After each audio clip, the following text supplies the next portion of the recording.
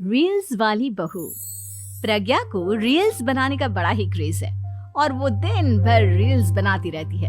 खाते पीते घूमते फिरते घर में कॉलेज में रील्स बनाने के कारण प्रज्ञा पूरे कॉलेज में हाईलाइटेड है। जहां उसकी रील्स सभी को पसंद आते हैं, वहीं मनीषा चिंता में डूबी रहती है। एक रोज जब खाते हुए प्रज्ञा रील्स बना रही होती है, तब मनीषा कहती है, एक मिनट भी चैन नहीं है इस लड़की को।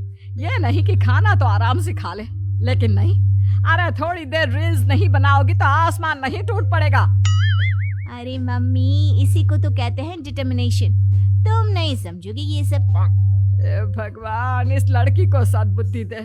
जब देखो तब टेढ़ा बाका मुंह बनाती रहती है। मनीषा की बात का प्रज्ञा पर जरा भी असर नहीं होता और वो खाते खाते रील्स बनाती रहती है। दिन बीतने लगते हैं और देखते देखते प्रज्ञा का कॉलेज भी खत्म हो जाता है।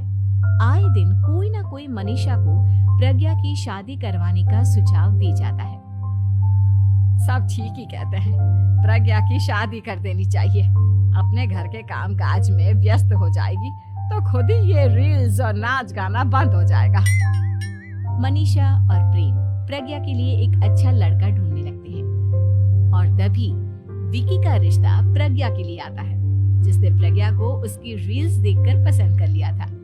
अगले दिन विकी अपने माता पिता के साथ प्रज्ञा के घर पहुंच जाता है और प्रज्ञा साड़ी पहने हाथों में चाय की ट्रे लिए उनके सामने आती है।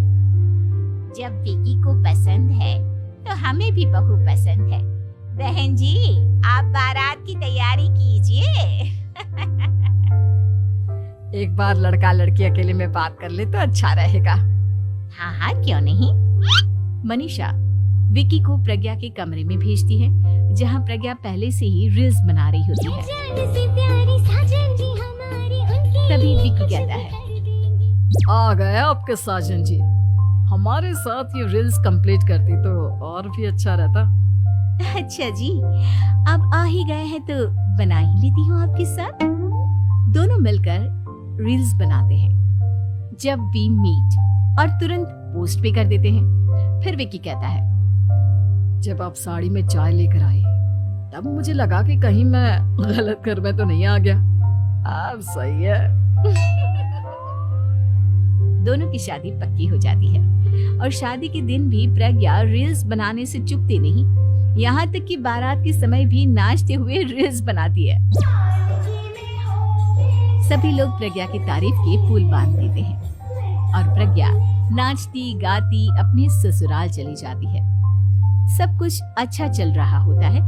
प्रज्ञा यहाँ भी दिन भर हर चीज की रील्स बनाती रहती है। लेकिन कुछ दिनों के बाद जब सुनीता कहती है, बहू, ये रील्स के साथ साथ कुछ काम भी कर लिया करो। वैसे तुझे और क्या क्या बनाना आता है? मम्मी जी, वैसे तो सब कहते हैं कि मैं सब कुछ अच्छा बनाती हूँ, लेकिन मुझे लगता है कि मैं मैगी अच्छा बना लेती हूँ। हाँ, कॉफी भी अच्छा बना लेती हूँ और मुंह तो सबसे अच्छा बना लेती हूँ। हैं? अच्छा अच्छा।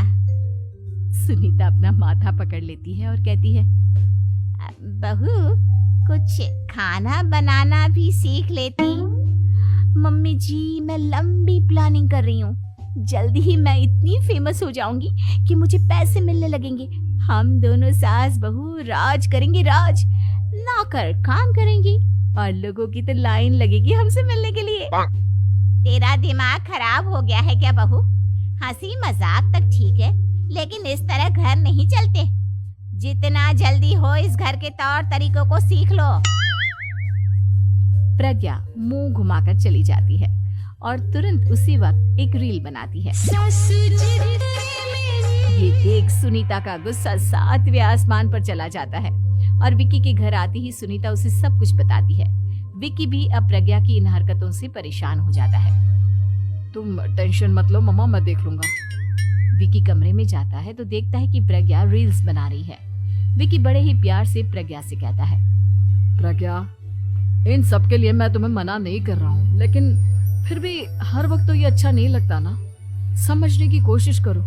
मुझे भी तुम्हारा थोड़ा वक्त चाहिए। मैं जब ऑफिस से आता हूँ तो मुझे समय देने की जगह इसी में लगी रहती है। तुम ज्यादा ही सोच रहे हो। तुम भी मेरे साथ